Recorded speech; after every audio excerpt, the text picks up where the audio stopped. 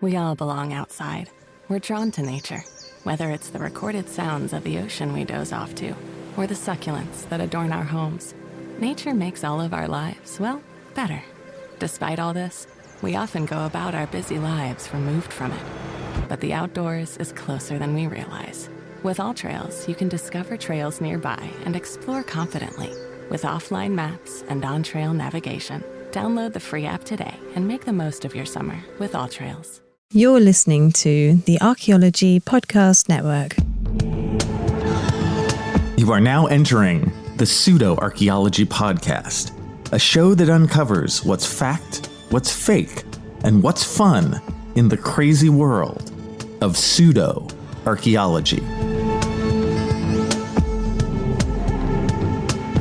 Hello, and welcome to the Pseudo-Archaeology Podcast, episode 147. And tonight, we are talking about the Dendera light.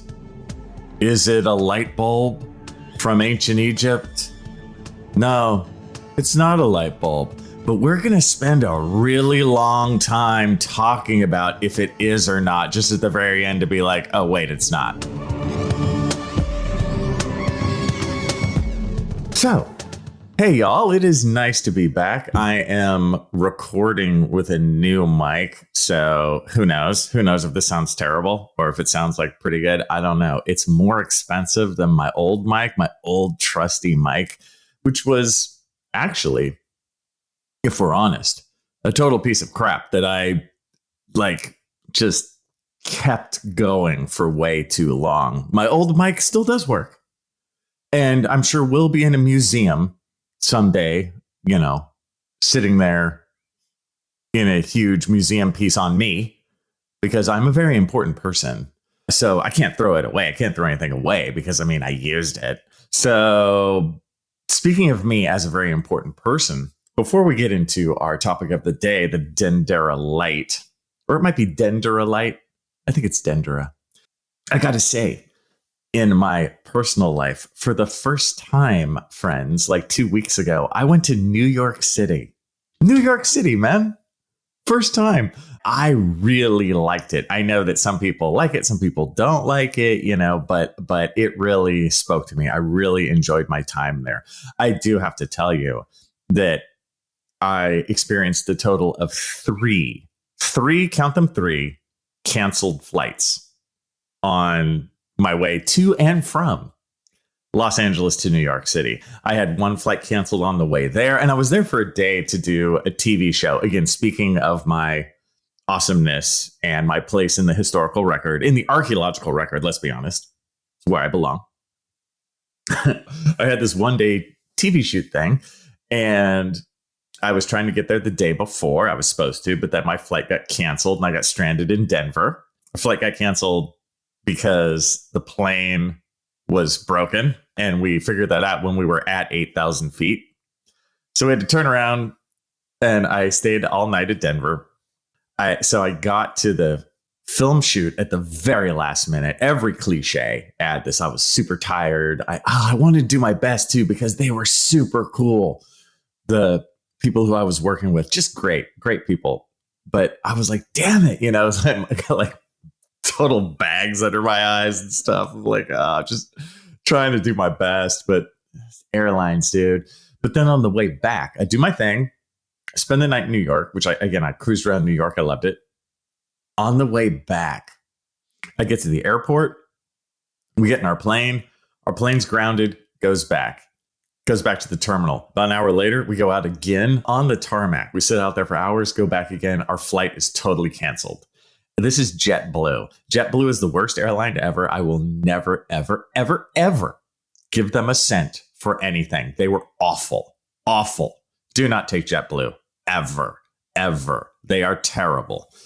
So we got canceled. They gave us no choice in terms of, oh, there's another flight, though, tomorrow or in 3 days. No, just never. You're just screwed. I was shocked. It is the worst airline experience I've ever had. And they had this total asshole come talk to us, this cog in the machine idiot who just kept telling us to go on the website, which was down, or to call in, which that was just a recording and went nowhere. So there were people with kids, stranded, nothing. It was shocking. So anyway, my flight got canceled. And then I was able to get actually a flight on another airline, which got canceled as well. So that's, if we're counting, friends, up to 3 cancellations. And then the final one, I finally got a flight home. So like 2 days later. So anyway, I just had to rant. I have this public forum here, and I had to become angry about awful, horrendous JetBlue. I hate JetBlue more than any other pseudo-archaeology situation we've ever dealt with on this show. That's how bad. But enough about me. So what are we doing today with the Dendera Lite with my new mic that may or might not be working? Who knows? Maybe I'm talking to no one right now. Hopefully this is working. Okay, you guys, this is an old school classic. And I'll leave a link probably just to the Wikipedia site on this. Because it's really straightforward. It's really good. There's a couple other places we can go. A couple other links I might put down, but this is the one. A lot of you have probably seen this. It's a famous panel from the Temple of Hathor in Dendera, right? This is in Egypt, of course. And on the temple wall, there's this image. And there's actually like 4 of these. But there's the one most famous one, which looks like a guy holding a huge light bulb, right? And this most famous of these, now this light bulb imagery is used in other places, but it's like, you got the big 4 at Dendera. You basically have, if you look at the panel, there's a big guy on the left, and he's holding this big ass, like, light bulb looking thing. And it looks like, and the light bulb kind of goes across, right, from left to right. And then it looks like the light bulb is plugged into some sort of socket, and that there's like a wire coming out of the socket. And then if we really want to, go nuts, there's some other people there, some smaller people. And then there's this other like pillar thing holding it up. And you're like, oh, and it looks kind of like some sort of, I don't know, electrical Nikola Tesla thing. If you're using the whole idea of early 20th century electrical stuff, right? That's the sort of look if you're putting that in your brain. Now, is this an actual image of a light bulb? Well, how can I break this to you? No, not at all. Not even close. Right. It's one of those classic. This happens in pseudo-archaeology so much. This is but it looks like one, and it's like, it's just not. And it has nothing to do with electricity or the light bulbs or anything like that. It's something that was actually made up kind of later 20th century. And it's one of those things, if you look at it and somebody says, hey, look, the light bulb, your brain immediately like tries to make it a light bulb. But it's not. A little backstory on this, because the backstory is kind of interesting. This image is at the Temple of Hathor at Dendera. There's actually a whole kind of temple complex there. This is not famous places in Egypt, right? This is not in Valley of the Kings. This is not like on Giza. This isn't in like Luxor. None of that, right? Dendera is a completely different place further down on the Nile. Now, this temple, there's obviously been archaeological expeditions focused on the Temple of Dendera. And they have little bits and bobs where some constructions can date back as maybe even as far as the end of the Old Kingdom. And they have some stuff from the Middle Kingdom. But really, when you say Temple of Hathor at Dendera, this construction is very much Greek period, right? This is Ptolemaic kind of stuff. So it's very late, right? So I think sometimes we might forget this when we're looking at the Temple of Hathor. This is thousands of years newer than the pyramids, right? We have to think that the pyramids were built sometime around, let's say 2500 BC, right? And then King Tut and everything is, maybe 1300 BC, right? Valley of the Kings and all that. This is right around the time of Christ, maybe slightly before, is it 50 BC? It's in that range. So this is so much newer. And as we look at this, we do have to realize that although Egyptian history overall is amazing in how little over time it changes. And I'm not saying it's not dynamic and interesting and all that kind of stuff, but it's pretty stable for really long periods of time, right? There are some changes. So if we're comparing what you find at the Temple of Hathor to something that you find at Giza or something, this is thousands of years newer, right? And we also have to realize that this is during, again, Greek Egypt, the Ptolemaic times. This is after Alexander the Great comes, So this Egyptian culture is infused with Greek ideology. And even, this is so late, that there's even going to be some Roman stuff, but pushing in here too. So just the history of the temple itself is like just really interesting, right?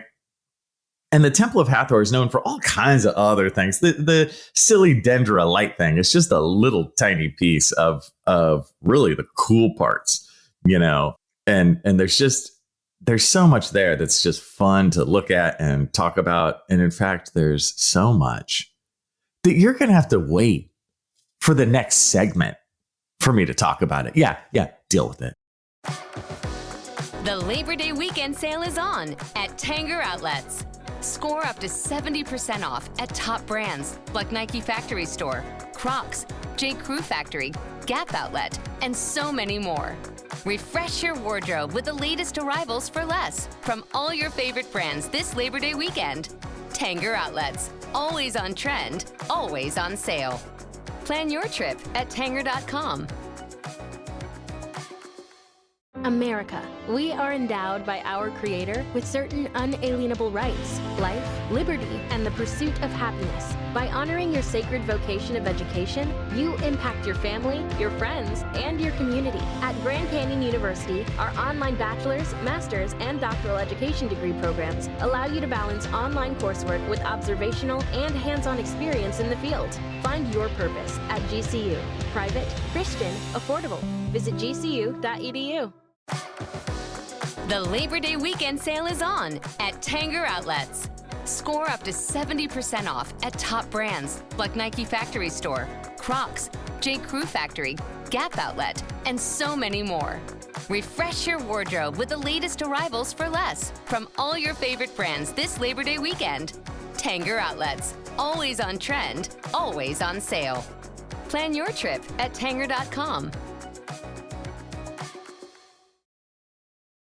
Hello and welcome back to the Pseudo Archaeology Podcast, episode 147. And we have been discussing the Dendera Light, though not really, because we haven't even really gotten to the Dendera Light yet. We're still on the Temple of Hathor. And when I last left, 30 seconds ago, remember that time? Things were different then. A lot of changes. I was saying, the Temple of Hathor itself has so much cool stuff. One of the many things that Temple of Hathor at Dendera is famous for is that it actually has a carving of Cleopatra on it, right? Cleopatra was so late in Egyptian history. In terms of time, we're looking at, she dies in 30 BC, right? So it's actually a bit rare that we have images of Cleopatra. If you don't, know too much about Egypt, but you're interested, you think that Cleopatra is like everywhere or something because she's this famous figure, but it's not. We don't really have too much of anything except a couple handful of stylized stuff. But this is one spot where we have kind of a stylized image of her, and this is her, I believe, with a stylized image of Caesar. I can't remember if Caesar's on there or not, but this is during the time with Caesar where they have a child, Caesarion. Right, who's gonna be Ptolemy the 15th, although it never really works out. Know your history, friends. It all kind of falls apart there in the end there.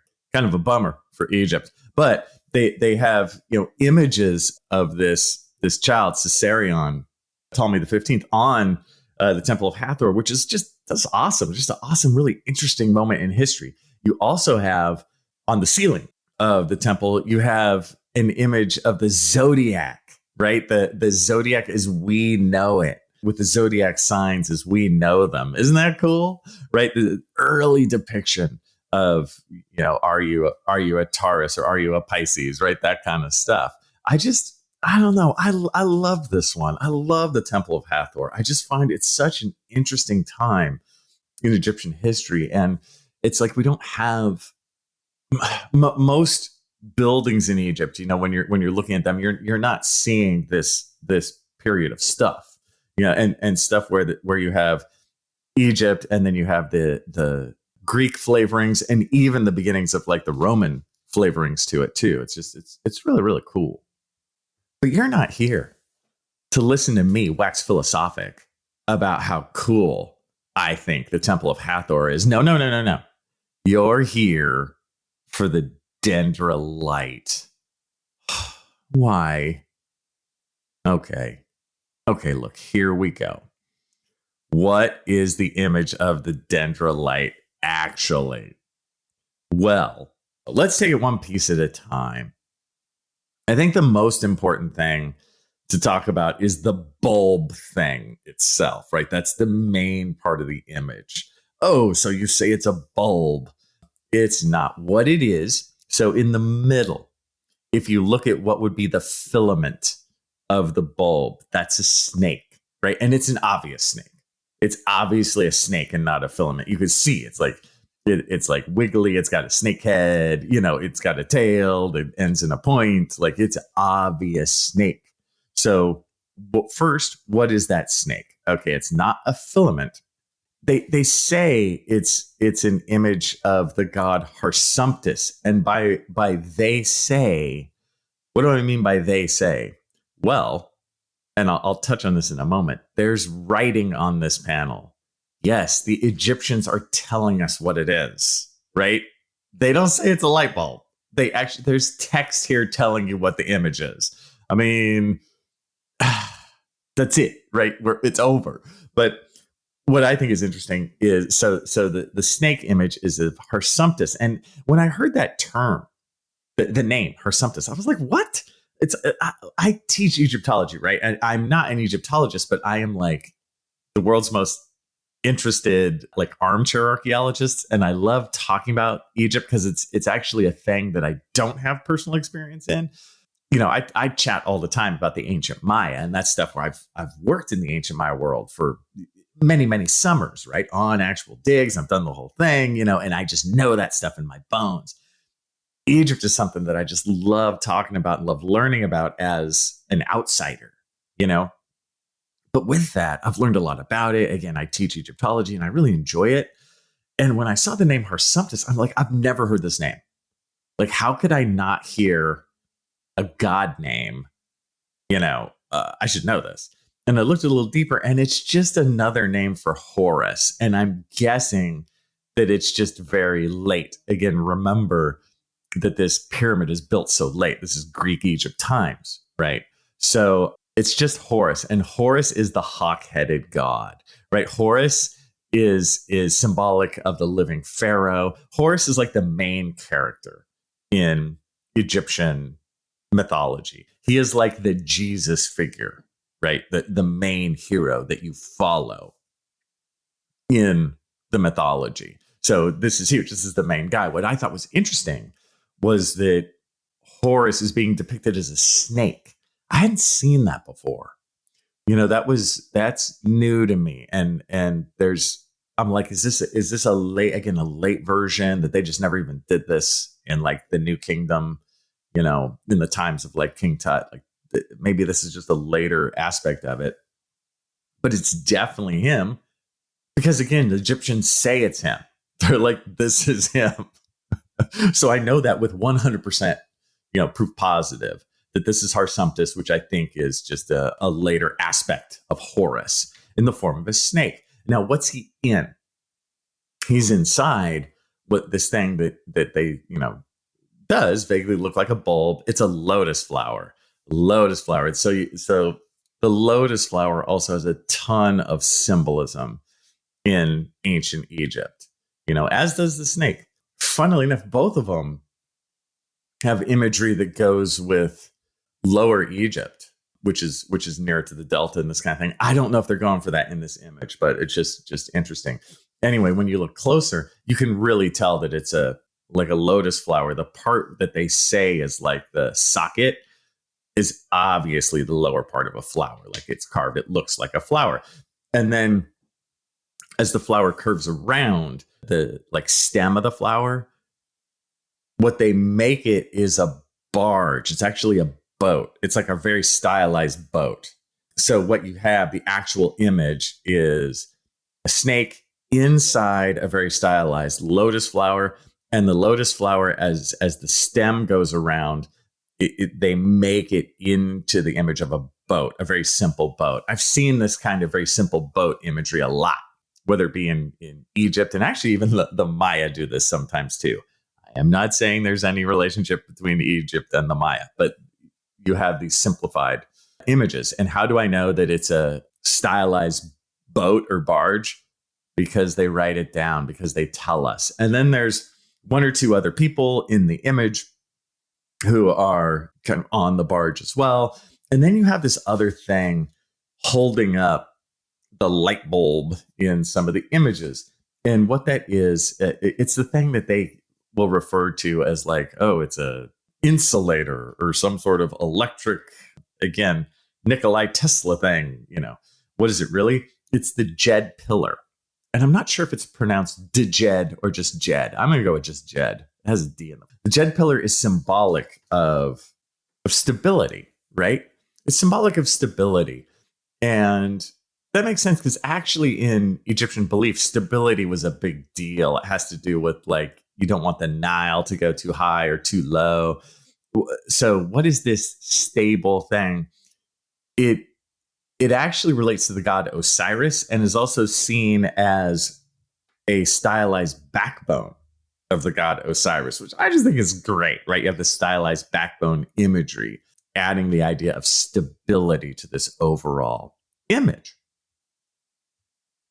And I keep referring again to the writing, right? The actual hieroglyphics on this image. I thought I would read to you a chunk of this. Now, there's other chunks on some of the other images that have the snake in the lotus flower motif on them.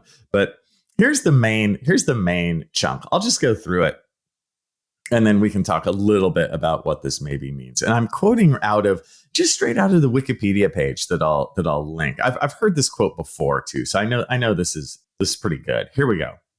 Speaking the words of Harsumptus, the great god, who dwells in Dendera, who emerges out of the lotus flower as a living Ba, whose completeness is elevated by the Kamatju images of his Ka, whose Seshemu image is revered by the crew of the day barge, whose body is carried by the Jed pillar. Underneath his Seshemu image is the primal, and whose majesty is carried by the companions of his Ka. Phew. Well, that's a lot.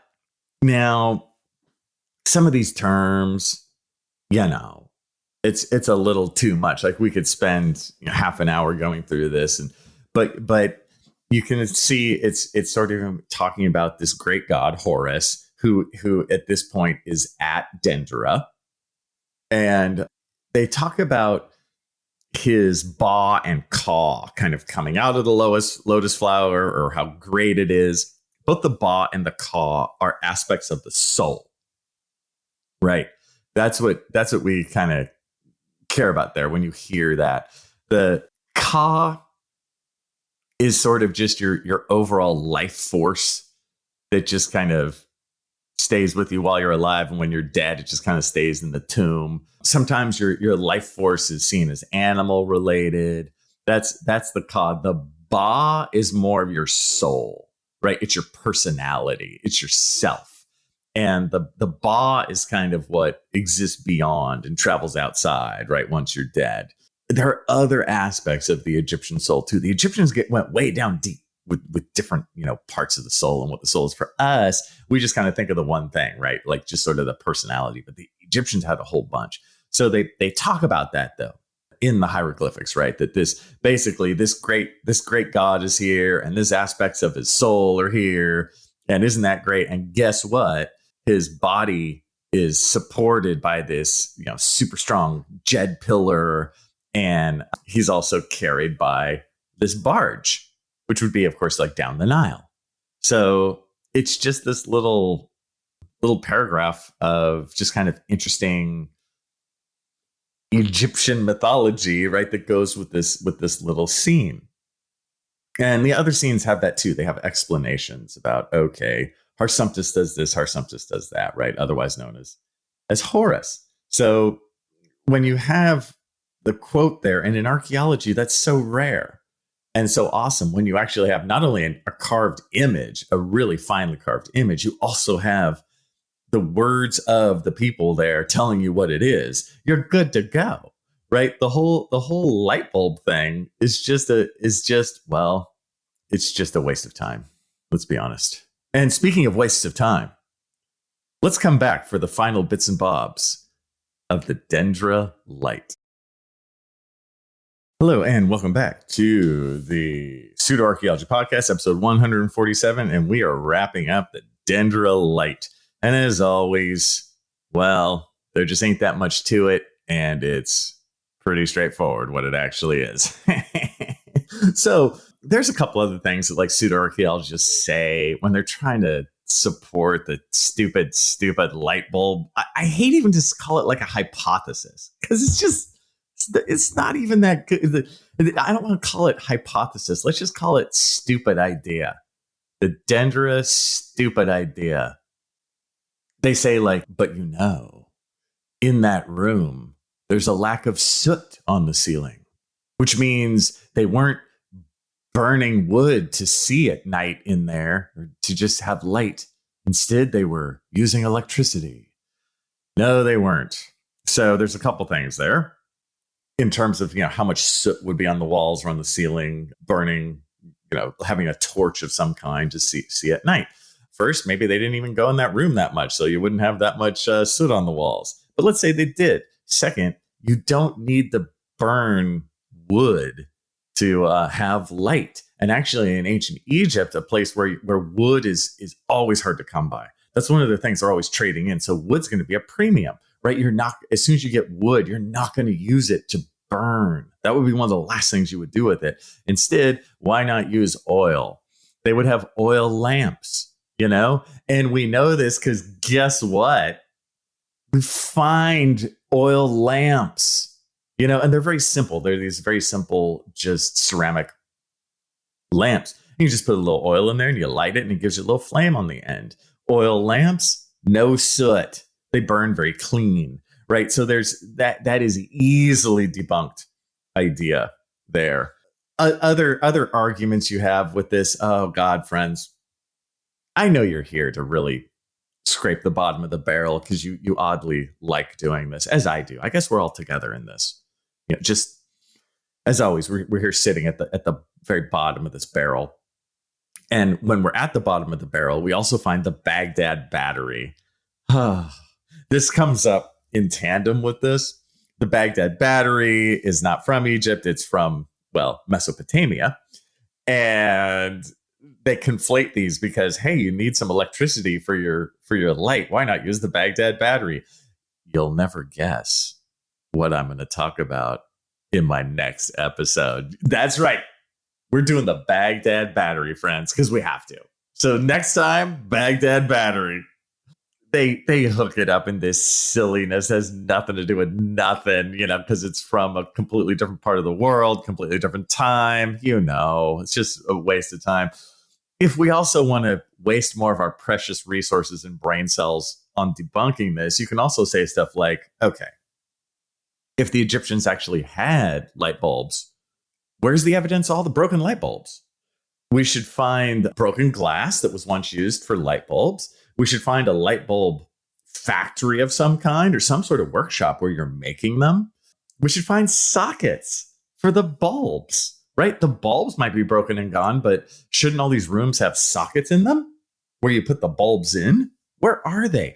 We have never found a single one of those, right? We've never found broken bulbs. We've never found sockets, and we've never found any kind of factory or workshop where you make this stuff. So you know, there you go. Again, what else? It's so funny, sometimes when I do some of these themes, like it just came to me. This one, I can't remember what made me think about it, but I think maybe it was on my list, but I was like, oh, dude, I got to do the Dendera light. But I sometimes immediately worry. I'm like, what am I going to say? Besides the 3-minute, like, it's this, but it's actually this. They say this, but it's actually this.